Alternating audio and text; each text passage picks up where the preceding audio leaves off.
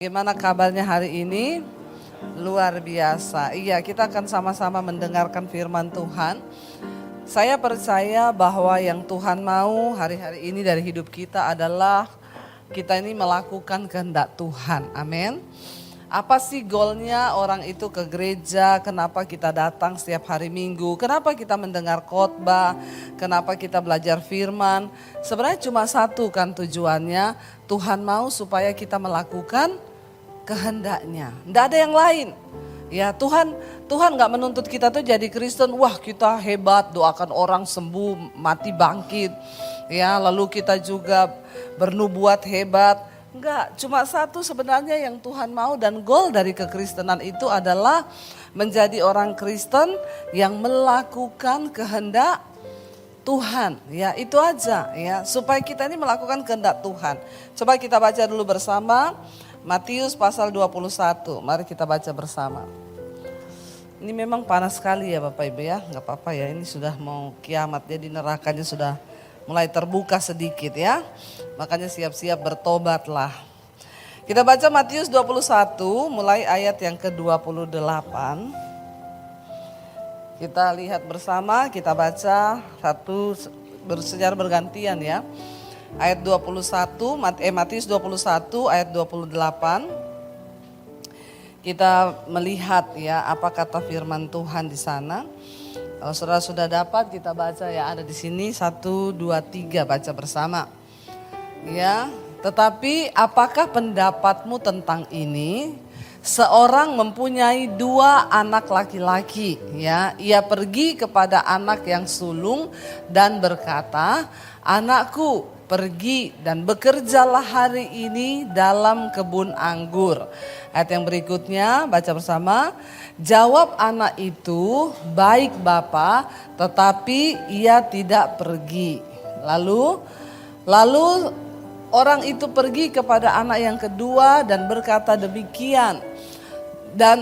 Berkata demikian juga, dan anak itu menjawab, "Aku tidak mau." Tetapi kemudian ia menyesal lalu pergi juga. Ayat yang berikutnya baca bersama 1, 2, 3. Siapakah di antara kedua orang itu yang melakukan kehendak ayahnya?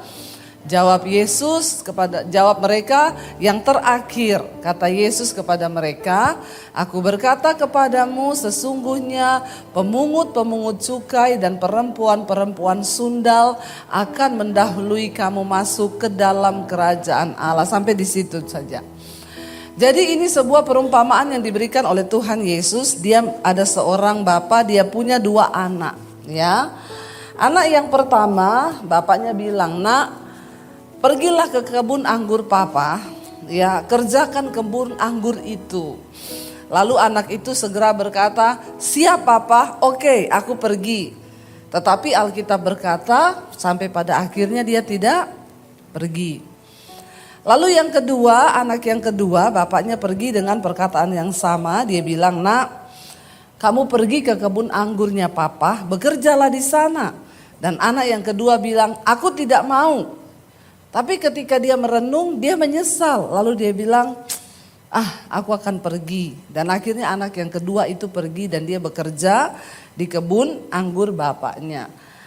Lalu Yesus bertanya kepada mereka, "Menurut kalian, dari antara 2 orang anak ini manakah yang melakukan kehendak bapaknya?" Anak yang pertama yang langsung berkata, "Oke, saya pergi." Tapi dia tidak pergi. Atau anak yang kedua yang berkata, "Aku tidak mau papa," tapi akhirnya dia pergi. Mereka menjawab, itu adalah anak yang kedua.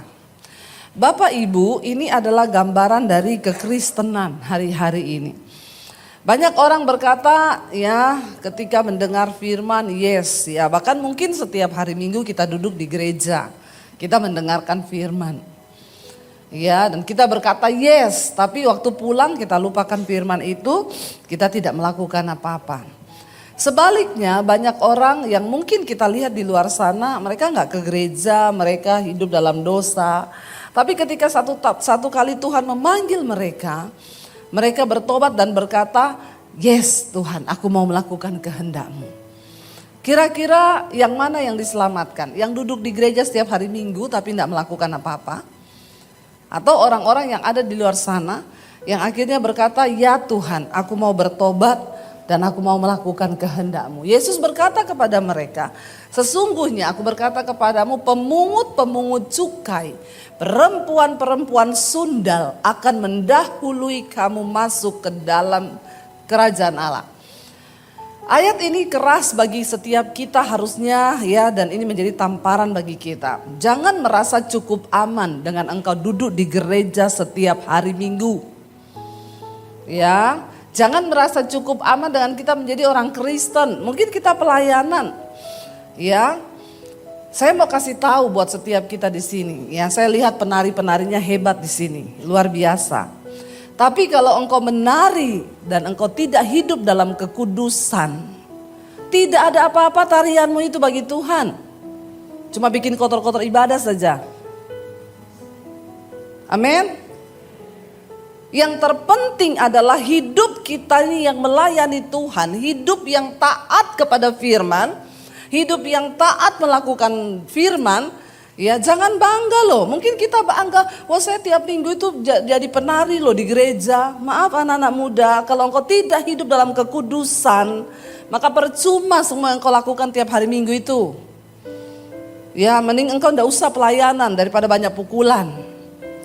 Apa yang dimaksud ayat ini? Ya, lebih baik orang yang ada di luar sana, para pelacur, pemungut cukai yang menurut pandangan kita mereka berdosa.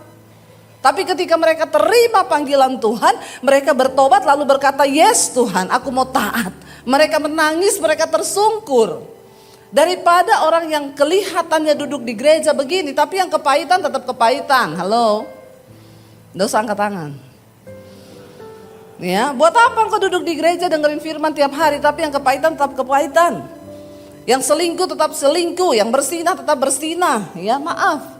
Engkau tidak menghormati Tuhan. Dan apakah Tuhan senang kayak begitu? Enggak, kita kayak anak yang nomor 1. Yang berkata kepada bapaknya, iya siap aku berangkat untuk garap kebun anggurmu. Tapi ternyata dia enggak berangkat, dia enggak melakukan apa-apa. Ya, sebaliknya anak yang langsung berontak berkata, enggak aku enggak mau. Tiba-tiba dia menyesal. Penyesalan, pertobatan itu yang Tuhan lihat dari hidup kita. Engkau duduk di gereja setiap hari Minggu tapi hidupmu gak ada pertobatan, percuma. Ya, kita melayani Tuhan setiap hari, kalau hidup kita tanpa pertobatan percuma. Kita ingat kisahnya Imam Eli.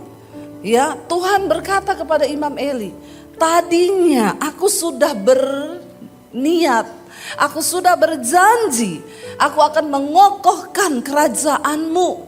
Imam Eli, engkau dan anak-anakmu itu akan tetap ada selama-lamanya di hadapanku.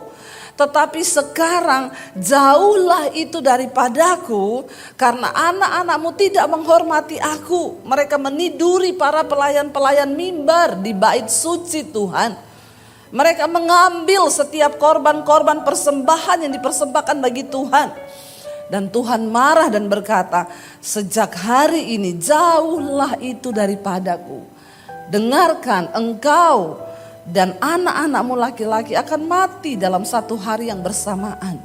Dan tidak akan ada lagi kakek di dalam keturunanmu, karena engkau akan mati. Dan itu terjadi. Ya, jangan main-main dengan Tuhan. Mari hari-hari ini kita serius dengan Tuhan. Goal dari hidup kekristenan kita adalah melakukan kehendak Tuhan. Enggak peduli seberapa hebatnya karuniamu, enggak peduli biasanya kita enggak ada apa-apanya di mata manusia. Yang Tuhan cari cuma satu, orang yang melakukan kehendak Tuhan. Katakan.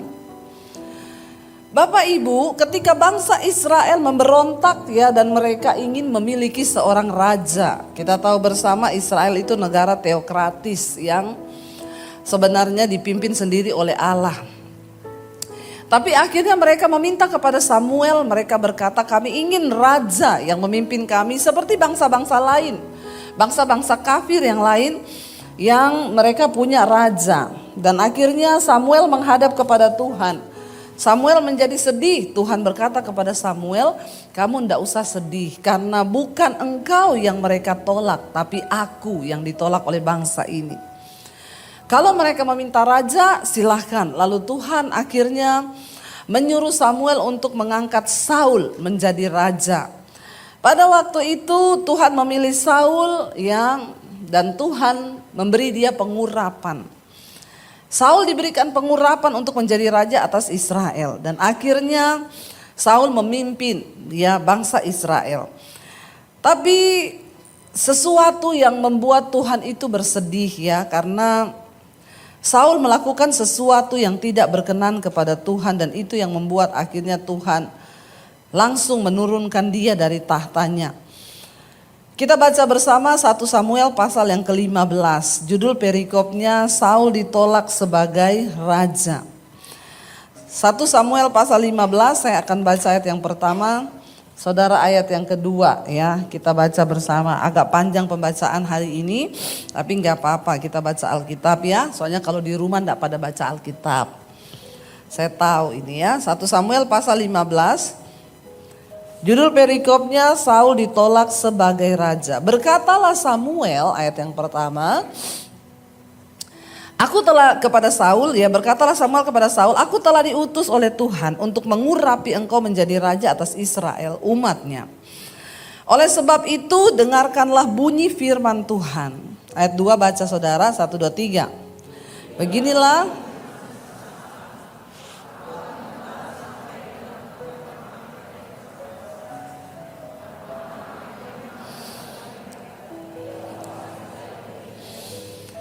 Jadi pergilah sekarang, kalahkanlah orang Amalek, tumpaslah segala yang ada padanya, dan janganlah ada belas kasihan kepadanya, bunuhlah semuanya, laki-laki maupun perempuan, anak-anak maupun anak-anak yang menyusu, lembu maupun domba, onta maupun keledai. Kenapa Tuhan menyuruh dibinasakan semua? Karena orang Amalek itu orang yang tidak takut akan Allah, mereka bangsa yang ganas.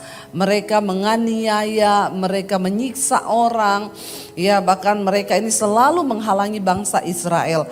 Jadi Tuhan menyuruh pada waktu itu Saul sebagai raja untuk pergi menumpas habis baik semua keledai, onta dan semuanya. Ayat 4 baca bersama 1, 2, 3. Lalu Saul memanggil rakyat berkumpul dan memeriksa barisan mereka di Telaim. Ada 200.000 orang pasukan berjalan kaki dan 10.000 orang Yehuda. Ayat 5, setelah Saul sampai ke kota orang Amalek, disuruhnyalah orang-orang menghadang di lembah. Berkatalah Saul kepada orang Keni, berangkatlah menjauhlah, pergilah dari tengah-tengah orang Amalek, supaya jangan kulenyapkan kamu bersama-sama dengan mereka. Bukankah kamu telah menunjukkan persahabatanmu kepada semua orang Israel ketika mereka pergi dari Mesir? Sesudah itu menjauhlah orang Keni dari tengah-tengah orang Amalek. Ayat 7.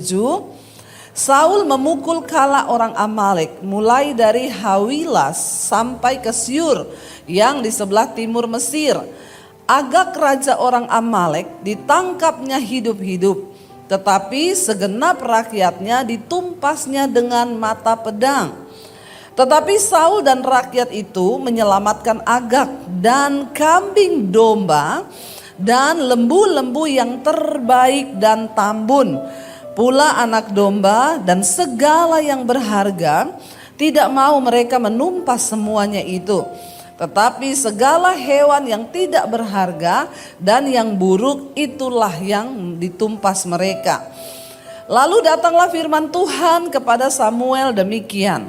Aku menyesal karena aku telah menjadikan Saul raja, sebab ia telah berbalik daripada aku dan tidak melaksanakan firman-Ku. Maka sakit hatilah Samuel dan ia berseru-seru kepada Tuhan semalam-malaman. Tuhan sudah berfirman kepada Samuel, kasih tahu kepada Saul, pergi tumpas orang Amalek. Kira-kira kalau Tuhan yang menyuruh dan berkata seperti itu, kira-kira Saul pasti bakal menang atau tidak? Kalau Tuhan yang suruh, pasti menang kan? Bapak Ibu, kalau Tuhan yang suruh kita, ya percayalah bahwa Tuhan yang menyertai, Tuhan yang mengurapi.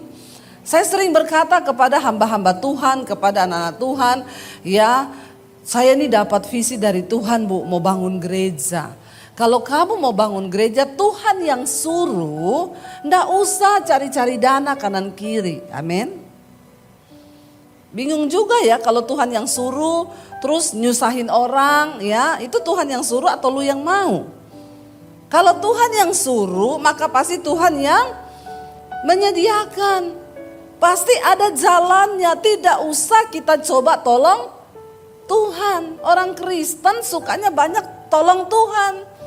Kalau Tuhan suruh ya jalan pakai iman. Ya saya suka ketawa kalau ketemu model-model hamba Tuhan, ya nanti datang ngaku-ngaku ngomong bawa suara Tuhan. Ya apalagi ada sekarang di Jakarta hamba Tuhan yang bernubuat, ketemu orang-orang kaya, dia bilang, "Bu, Tuhan menyuruh ibu memberkati saya." Siapa yang suruh? Tuhan. Saya pernah di telepon orang dulu gitu, "Ibu, tadi malam ibu khotbah di gereja saya kan, saya dapat suara Tuhan waktu ibu lagi khotbah.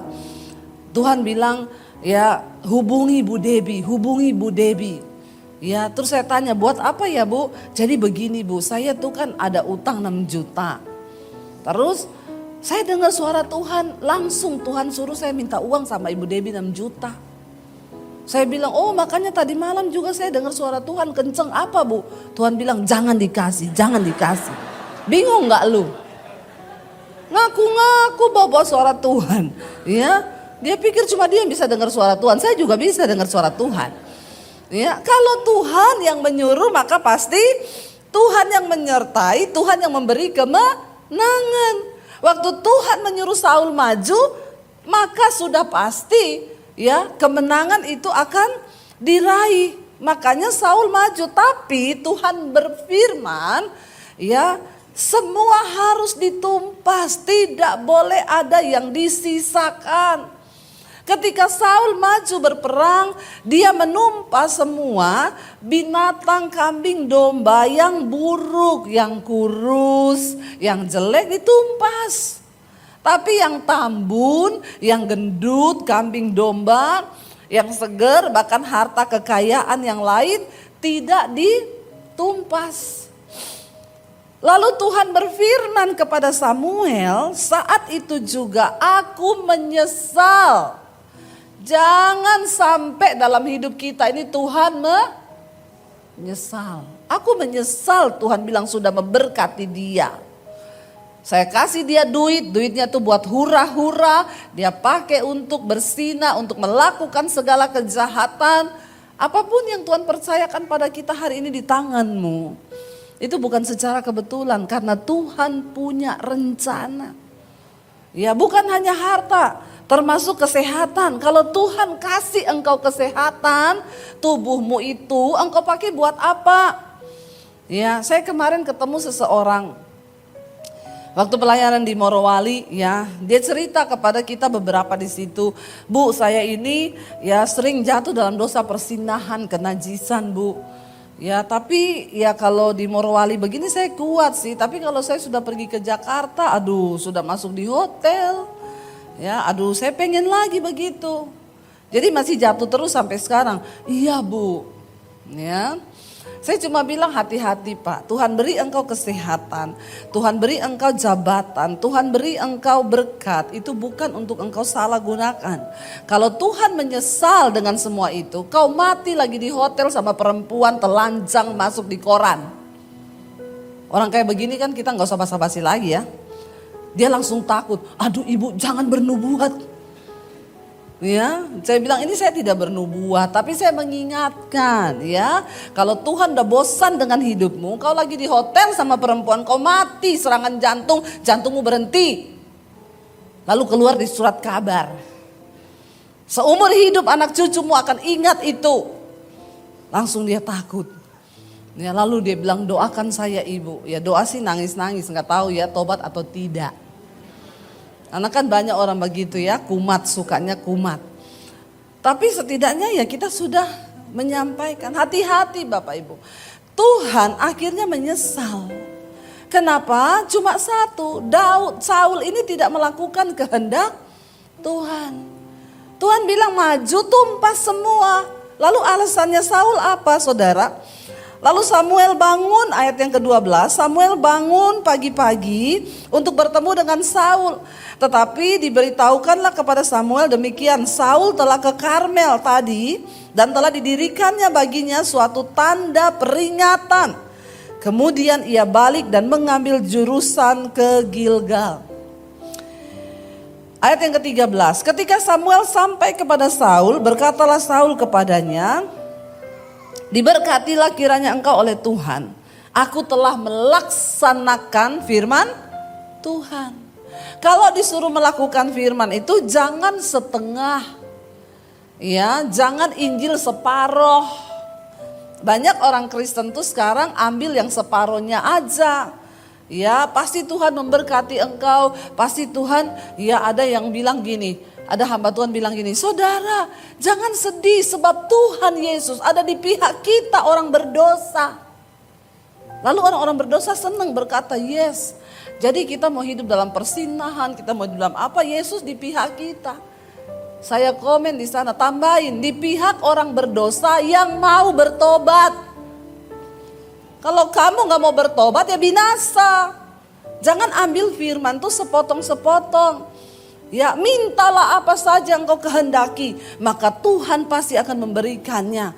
Ayat di depannya, jadi kalau engkau tinggal di dalamku dan firmanku tinggal di dalammu, maka mintalah apa saja Tuhan akan memberikan. Tapi syaratnya tinggal di dalamku dan firmanku ada di dalam kamu. Maka mintalah apa saja, itu baru ada terusannya. Alkitab firman Tuhan itu selalu ada sebab dan akibat. Ya, Saul berkata dengan pede, siap aku sudah melakukan firman. Dia sudah melakukan firman yang mana? Yang Tuhan suruh, majulah, tumpaslah orang Amalek, berperanglah. Tapi yang belakangnya Tuhan bilang, tumpas habis, jangan ada yang disisakan, itu dia tidak lakukan. Kalau hari ini kita dipanggil oleh Tuhan untuk menjadi orang percaya, jangan setengah-setengah jadi orang Kristen. Ya, engkau jadi orang Kristen total semuanya. Tuhan suruh mengampuni, ampuni. Jangan kau bilang, gak bisa Tuhan itu terlalu sakit. Kalau soal perpuluhan sih saya taat ya. Tapi soal mengampuni, aduh tunggu dulu ya. Gak ada Tuhan begitu. Engkau taat 100%. Supaya jangan seperti Saul, dia berkata kepada Samuel dengan pedenya, ya aku sudah melaksanakan firman Tuhan, ayat 14. Tetapi kata Samuel, kalau begitu, apakah bunyi kambing domba yang sampai ke telingaku ini dan bunyi lembu-lembu yang kudengar itu? Karena ada suara lembu yang dia bawa jadi jarahan. Jawab Saul, semuanya itu dibawa daripada orang Amalek sebab ya rakyat menyelamatkan kambing domba dan lembu-lembu yang terbaik dengan maksud untuk apa? Mempersembahkan korban kepada Tuhan Allahmu, tetapi selebihnya kami tumpas. Ini Saul ini kurang ajar, saudara. Sudah salah pakai alasan lagi. Kenapa kami ambil itu kambing domba, untuk apa? Kami mau persembahkan korban. Alasannya rohani sekali ya. Rohani, banyak hari-hari ini orang tuh pakai alasan rohani. Padahal roh halus. Ya, jangan mau pakai alasan rohani padahal roh halus. Ya, hati-hati. Nggak ada. Ada ibu-ibu datang sama saya, Bu, suami saya selingkuh sama janda.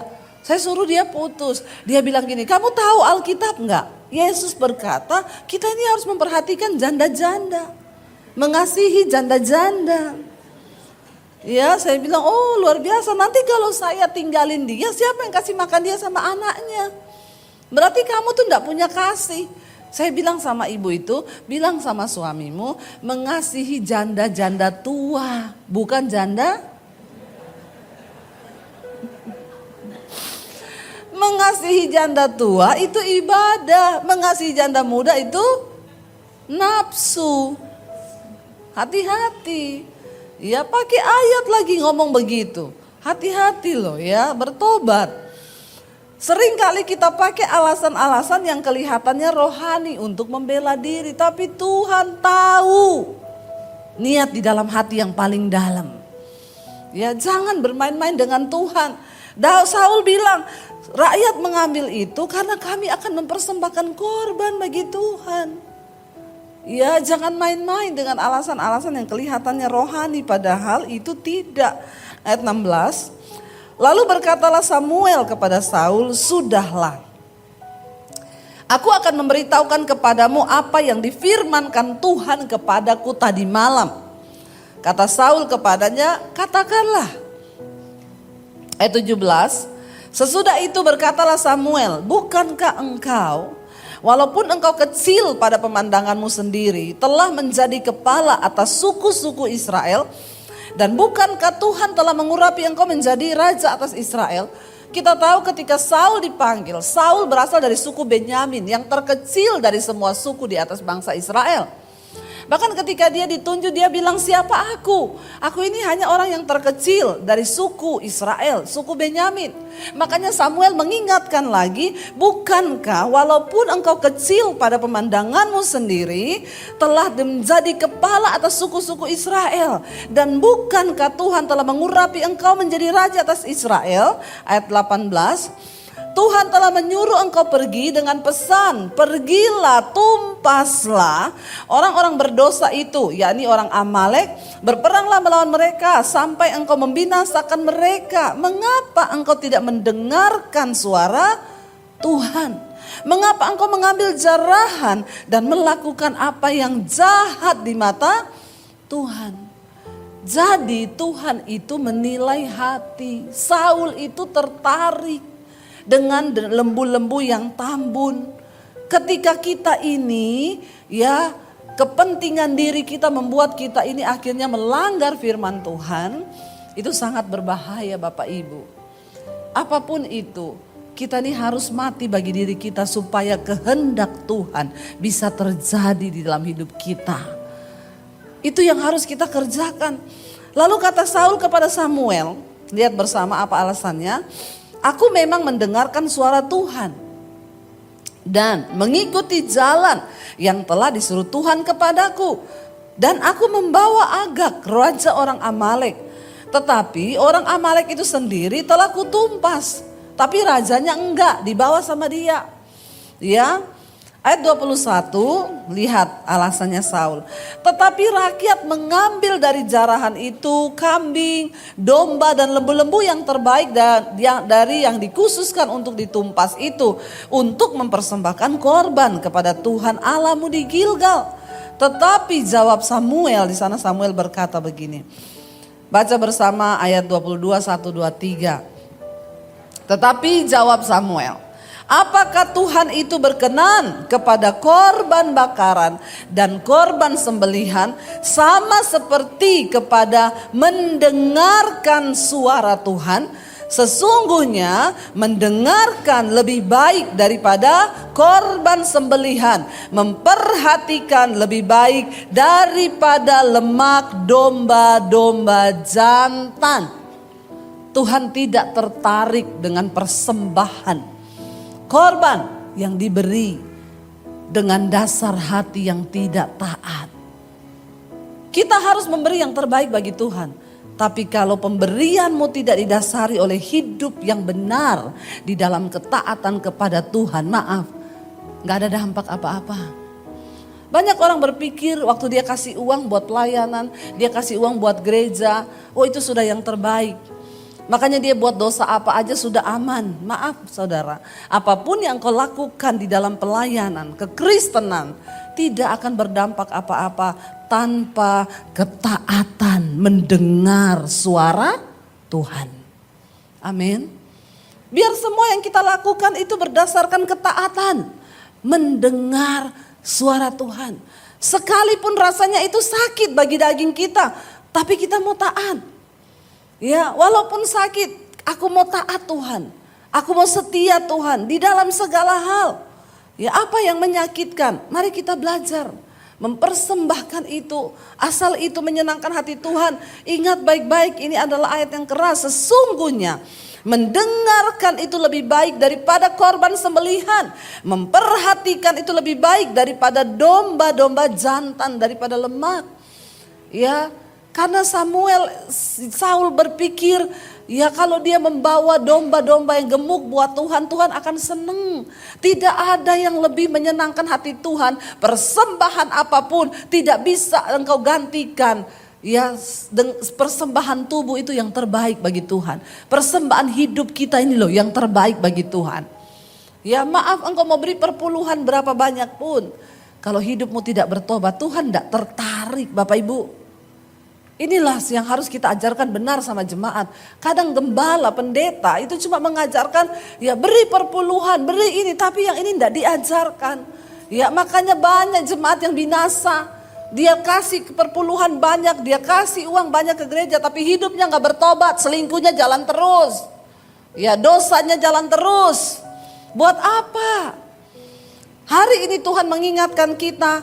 Sesungguhnya mendengar lebih baik daripada korban sembelihan. Ketaatan melakukan kehendak Bapa. Itu goal dari kehidupan kekristenan kita. Katakan amin. Jangan pernah engkau tukarkan apapun. Ya, karena ketaatanmu itu yang Tuhan mau. Ayat 23 di sana dikatakan, sebab pendurhakaan adalah sama seperti dosa bertenung, dan kedegilan atau kekerasan hati adalah sama seperti menyembah berhala dan terafim. Karena engkau telah menolak firman Tuhan, maka Ia telah menolak engkau sebagai raja. Bayangkan Bapak Ibu, ya kita lihat tidak main-main. Tuhan berkata, akhirnya Saul ditolak Tuhan sebagai raja. Saat itu juga ketika kita ini melakukan dosa, dikatakan di sana pendurhakaan, orang yang durhaka dan orang yang hidup dalam kedegilan itu hatinya keras, nggak mau bertobat. Itu dosanya sama dengan dosa bertenung, dan itu sama dengan penyembahan berhala.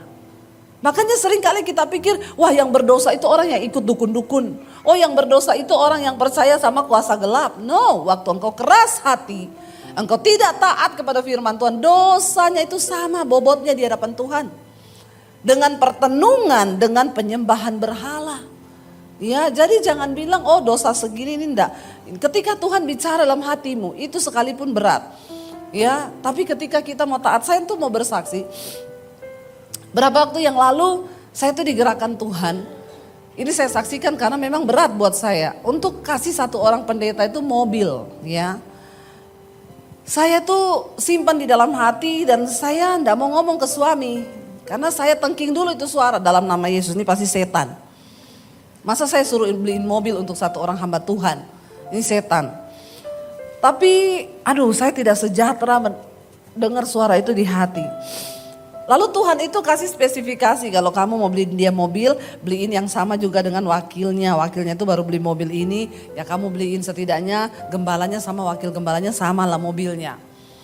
Karena wakil gembalanya istrinya kerja, jadi dia bisa beli mobil. Nah gembala ini enggak bisa, dia mau dibeliin gereja dia enggak mau. Dia bilang jangan pakai uang gereja buat beli saya mobil. Jadi ya saya simpan sendiri. Lama-lama tidak tenang saya dengan suara itu. Saya bilang sama suami, saya bilang gini, Tuhan tolak ukurnya suami saya. Suami saya itu bukan pelit tapi agak perhitungan. Ya, itu bahasa halusnya. Ya, biasanya kan laki-laki itu lebih perhitungan ya daripada ibu-ibu. Karena memang laki-laki itu pakai logika. Jadi saya tolak ukurnya gini, kalau suami saya boleh berarti ini Tuhan loh. Ya bayangkan saya aja berat, saya yang suka nabur aja. Mau menabur segitu itu berat bagi saya. Ya tidak mudah loh. Saya sudah hitung harga mobil itu 400-an lebih. Waduh mahal Tuhan. Lalu saya bilang, saya tanya sama suami. Kalau suami saya bilang iya ini berarti Tuhan nih. Ya bayangkan kalau suami saya dijamah Tuhan. Beliin mobil itu ajaib, luar biasa, perkasa, hebat Tuhan. Ya, jadi saya tanya sama suami saya, aku mau ngomong apa? Aku tuh disuruh Tuhan loh. Apa beliin mobil satu orang hamba Tuhan. sebab pendeta ini, suami saya diem. Saya tunggu jawabannya. Pasti enggak mau ini. Dia jawab gini, tahu enggak, aku sudah dari bulan Januari disuruh Tuhan. Waduh, ternyata dia, jangan tepuk tangan dulu. Ternyata dia lebih lama. Ternyata justru Tuhan udah bicara sama dia tuli. Jadi Tuhan bicara sama saya. Saya pikir tuh Tuhan bicaranya sama saya, ternyata sama dia lebih dulu. Ya, jadi dia bilang, tahu enggak say, itu aku dari Januari lalu Tuhan suruh. Kenapa kamu udah ngomong saya? Yo berat loh. Ya, lalu saya bilang, oh ya berat ya. Tapi ini sudah peneguhan kita berdua, berarti kita melangkah ya. Ya udah siap ya. Mobilnya ini, dia juga sepakat, iya ya udah mobilnya itu. Jadi sikap hati saya itu sudah rela kehilangan uang 400 juta sekian. Satu saat saya bilang gini, karena waktu itu kita lagi pelayanan seminar, saya bilang sama suami saya, nanti pulang dari seminar ini kita urus ya. Kita beli di dealer, kita suruh orang kirim. Waktu itu saya lagi pelayanan, kita punya grup pelayanan, pendetanya itu kita kirimin foto, kita lagi makan enak gini. Ya dia kirimin foto, lagi makan McD di pinggir jalan. Terus kita tanya, kenapa Pak, kok bisa duduk di pinggir jalan? Mobil saya mogok. Saya sama suami saya semakin merasa berdosa. Karena kita say, mobilnya mogok loh. Harusnya kita sudah beliin loh. Ya. Terus saya itu nyeletuk aja di situ. Ada satu teman pengusaha, saya bilang, Pak, ya, lihat nih pendeta Pak, mobilnya mogok Pak. Tuhan ini lagi suruh saya loh beli mobil buat dia. Bapak mau ikut enggak? Dia langsung ngomong, oke Bu, kita paruan ya. Puji Tuhan. Tapi Tuhan udah lihat loh, hati saya dan suami sudah sepakat loh, ya kita relain ya uang segitu. Bapak Ibu, ya saya percuma khotbah kemana-mana, KKR orang dilawat Tuhan. Kalau mendengar yang begitu-begitu itu saya enggak taat sama Tuhan. Maka hilanglah semua itu yang saya lakukan. Mendengar itu lebih baik daripada mempersembahkan korban atau jadwal kegiatan pelayananmu yang penuh. Jadi saya belajar dari situ, ya saya bilang aduh Tuhan ya, dan memang ternyata pendeta itu lagi bergumul, dia bilang kalau untuk beli ya pakai uang gereja saya tidak mau. Tapi kalau untuk nabung juga dengan uang saya memang belum mungkin hari ini. Dan ya itu ternyata jawaban doa buat dia. Ya, dan saya melihat ketika kita ini hatinya rela, sebenarnya Tuhan tuh cuma mau lihat kerelaan hatimu. Sebenarnya Tuhan udah tahu kan kamu gak bakal keluar segitu banyak. Nanti aku kasih ketemu orang, nanti dia separuh, tapi hatimu rela enggak?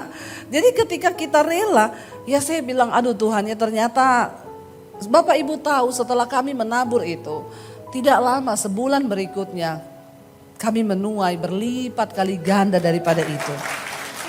Saya cuma melihat di sini begini. Sebenarnya ketika Tuhan mempercayakan kita jadi bendaharanya Tuhan, ya Tuhan tuh cuma mau lihat kita ini bisa dipercaya enggak. Kita ini taat enggak sama suaranya. Saya membayangkan kalau kita punya sekretaris ya. Misalnya Pak Hendrik punya sekretaris atau bendahara, dia pegang uang. Terus Bapak bilang, uang itu nanti kamu kasihin. Dia bilang gak mau Pak. Ya, kan enak aja tuh orang dikasih uang. Ini uang lebih enak kalau saya pakai. Kira-kira Bapak pecat enggak dia Pak? Ya, kalau kita punya bendahara, demikian juga hidup kita. Bapak Ibu, kalau engkau mau mengalami penuaian di hidupmu, kita kapasitasnya berbeda. Mungkin engkau tidak disuruh Tuhan beli mobil ya. Tapi saya dulu di Solo ada loh hamba Tuhan, dia mengalami mujizat. Dia cerita sama saya, Bu saya dibeliin mobil sama jemaat. Ibu tahu jemaat saya itu enggak punya mobil Bu. Dia nyicil di dealer untuk saya. Waduh itu mah saya angkat topi, angkat jempol itu. Itu orang pasti sudah benar-benar mematikan kedagingannya, mematikan dirinya sendiri ya. Dia enggak punya mobil loh. Tapi Tuhan suruh dia beli mobil untuk gembalanya dan dia nyicil loh untuk gembalanya. Itu lebih hebat lagi. Makanya kalau kita ngomong soal memberi Bapak Ibu, jangan tunggu kaya. Apa yang ada di tanganmu hari ini, ketika Tuhan bicara, ya lakukan itu. Ketika kunci dari kita ini diberkati Tuhan, zaman semakin ke depan ini semakin akan sulit. Alkitab berkata, bukan pakar ekonomi yang bilang. Tapi Alkitab bilang akan datang masa yang sukar di akhir zaman. Tapi kalau engkau mau melihat Tuhan pelihara dan isi lumbung-lumbungmu, jadilah bendaharanya Tuhan yang dapat dipercaya. Aminnya sedikit. Nggak ada amin, langsung takut. Kalau sudah bicara uang, sorry aja Bu, suruh amin. Saya berani berkhotbah ini karena saya pun melakukan itu. Sampai hari ini hidup saya diberkati. Kenapa? Karena saya percaya waktu kita menjadi bendaharanya Tuhan. Ya, kita dipakai Tuhan. Ya, saya kemarin ngobrol sama Bu Emi banyak ya di pesawat. Bu, sebenarnya pekerjaan Tuhan yang begitu besar tuh bisa terjadi dengan dahsyat di muka bumi ini kalau ada bendahara-bendahara tuh yang bisa dipercaya. Masalahnya Tuhan mau cari orang yang dipercaya aja udah sulit hari ini. Dia itu mau membuka keran berkatnya. Tapi dia cari orang yang dapat untuk dipercaya.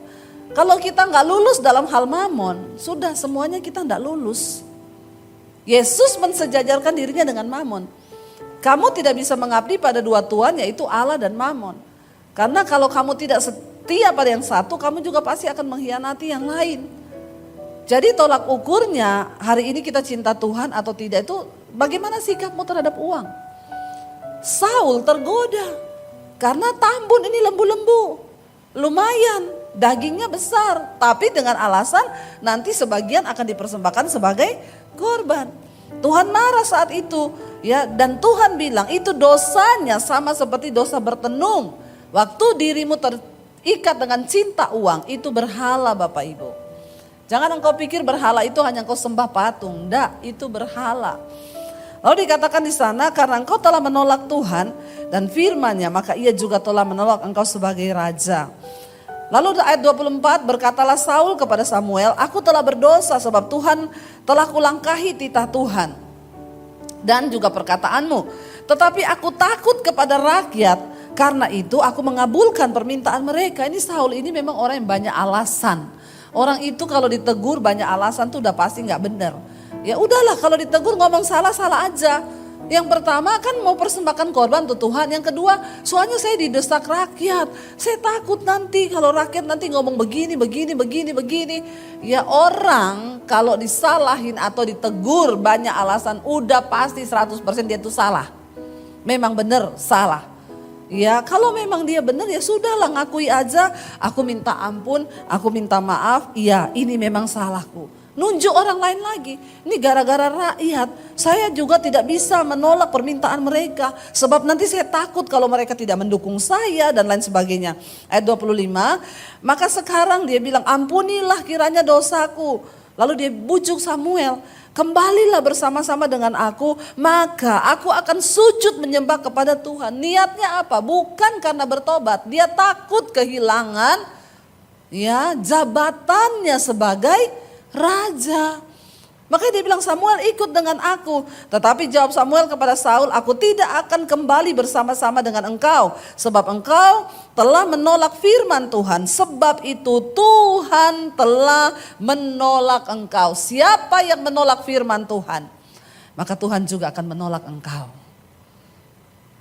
Inti dari kekristenan itu adalah kita taat melakukan firman Tuhan. Jangan menolak firman Tuhan. Ya jangan pernah kau menolak. Sekalipun itu berat, sekalipun itu tidak enak. Terima firman Tuhan itu dengan hati yang lembut. Dan kita tahu bersama akhirnya setelah itu kisahnya roh Tuhan meninggalkan Saul. Dan Saul diganggu oleh roh jahat yang daripada Tuhan. Itu kisah selanjutnya. Ya, kalau orang sudah ditinggalkan roh Allah, maka roh jahatlah yang akan masuk dalam hidupnya. Karena itu Bapak Ibu, saya berdoa. Saya minta suami saya untuk bisa main, ya biar suami saya aja kita akan sama-sama menyembah Tuhan. Bapak Ibu kita ini adalah milik Kristus. Kita kepunyaan Tuhan, biar kita mau berkata hari ini Tuhan, kami mau belajar mati untuk diri kami sendiri supaya kehendak Tuhan itu terjadi. Kita mau bilang di hadapan Tuhan, sebab aku ini milik-Mu Tuhan. Saya kalau nyanyi lagu ini saya selalu meneteskan air mata. Karena saya tahu betapa berat untuk menyerahkan hidup sungguh-sungguh pada Tuhan itu tidak gampang. Ada air mata yang tertumpah, ada harga yang harus dibayar, ada ego yang harus dikikis, ada kedagingan yang harus dimatikan. Dan waktu kita sungguh-sungguh datang pada Tuhan, Dia akan memberikan kita kekuatan. Mari kita bangkit berdiri bersama di hadapan Tuhan. Sebab aku ini milik-Mu, aku di dalam hati-Mu, kasih setia-Mu yang menghidupkan aku. Kita hidup hanya karena kasih setia Tuhan. Sebab aku ini milik-Mu, tak ku pertahankan hidupku, biar kehendak-Mu kerjakanlah dalamku. Lebih lagi katakan di hadapan Tuhan, angkat tanganmu. Sebab aku ini milik-Mu, aku di dalam hati-Mu, kasih setia-Mu yang menghidupkan aku. Katakan dengan hati di hadapan Tuhan. Sebab aku ini milik, tak kami pertahankan hidup kami Tuhan, supaya kehendak-Mu Engkau kerjakan di dalam hidup kami. Kerjakanlah dalamku. Lebih lagi angkat tanganmu, katakan ini hidup kami Tuhan. Sebab aku ini milik-Mu, aku di dalam hati-Mu Tuhan. Biar kami sungguh-sungguh ada di dalam hati Tuhan. Kasih setia-Mu yang menghidupkan aku. Sebab kami milik-Mu Tuhan.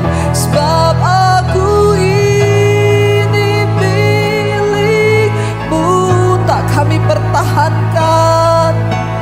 Yes, matikan segala keakuan kami Tuhan, biar kehendak-Mu kerjakanlah dalamku. Mari kita tundukkan kepala dalam hadirat Tuhan. Bapa, kami tahu Tuhan tidak mudah ketika kami sadar bahwa kami adalah milik Tuhan, dan semua yang ada di hidup kami adalah milik. Ajar kami tundukkan keakuan kami, bahkan tidak ku pertahankan hidupku Tuhan, supaya kehendak-Mu jadi di dalam hidup kami. Kami tahu tidak mudah untuk melakukan kehendak Tuhan. Ada daging yang harus dimatikan, ada keakuan yang harus kami matikan di dalam hidup kami. Jadikan kami orang-orang yang taat melakukan firman-Mu, bukan hanya orang yang mendengar saja, tapi orang yang taat. Taat tidak hanya separuh, tapi seluruhnya Bapa. Kami belajar Tuhan, supaya ketika Engkau datang, kami sungguh-sungguh dikenal oleh Tuhan. Sebab orang yang menolak firman Tuhan juga akan ditolak oleh Tuhan. Ada begitu banyak mungkin kealpaan kami, ada begitu banyak Tuhan yang seringkali kami tidak lakukan di dalam hidup ini. Namun hari ini kami berdoa, beri kami kemampuan Tuhan, beri kami kekuatan Tuhan, untuk belajar melakukan apa yang Tuhan mau di hidup kami. Karena Dia mendengarkan itu lebih baik daripada korban-korban yang kami bawa. Ajar kami melakukan kehendak Tuhan pada zaman kami ini. Supaya ketika kami dipanggil satu saat nanti pulang, kematian itu datang, kami sudah melakukan bagian kami. Biar kami kedapatan menjadi orang-orang yang layak dan berkenan di hati-Mu ya Bapa. Itu kerinduan kami Tuhan. Itu kerinduan kami. Sebab aku ini milik-Mu. Aku di dalam hati-Mu. Kasih setia-Mu, hanya karena kasih setia-Mu Tuhan, kami hidup sampai hari ini Bapa. Sebab aku milik-Mu, sebab aku ini milik. Tak ku pertahankan hidupku Tuhan. Kami mau mati di hadapan Tuhan supaya kehendak-Mu Engkau kerjakan di dalam kami. Kerjakanlah sekali lagi. Dengan lebih sungguh angkat tanganmu di hadapan Tuhan, katakan, sebab aku ini milik-Mu.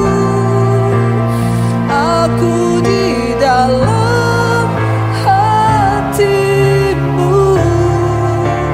Kasih setia-Mu yang menghidupkan aku. Kami hidup hanya karena kasih setia-Mu Tuhan. Sebab aku ini milik-Mu. Tak ku pertahankan hidupku. Biar kehendak-Mu kerjakanlah dalamku. Biar kehendak-Mu kerjakan dalam kami Tuhan. Biar kehendak-Mu kerjakanlah dalamku. Biar kehendak-Mu Tuhan. Biar kehendak-Mu kerjakanlah dalamku. Kerjakan kehendak-Mu di dalam hidup kami Tuhan. Sampai ketika kami dipanggil oleh Tuhan, kami dapat membawa persembahan yang berkenan di hadapan Tuhan. Di dalam nama Tuhan kami Yesus Kristus, kami berdoa dan bersyukur. Sama-sama katakan amin. Amin. Silakan duduk Bapak. Saudara, terima kasih sudah menyaksikan channel saya, dan saya berharap semua khotbah-khotbah saya menjadi berkat. Jangan lupa subscribe channel hanya di Debbie Basjir TV. Ya, bukan yang lain. Catat Debbie Basjir TV. Hanya di Debbie Basjir TV. Jangan lupa like, subscribe, dan bagikan ini kepada teman saudara agar semakin banyak orang diberkati. Tuhan memberkati.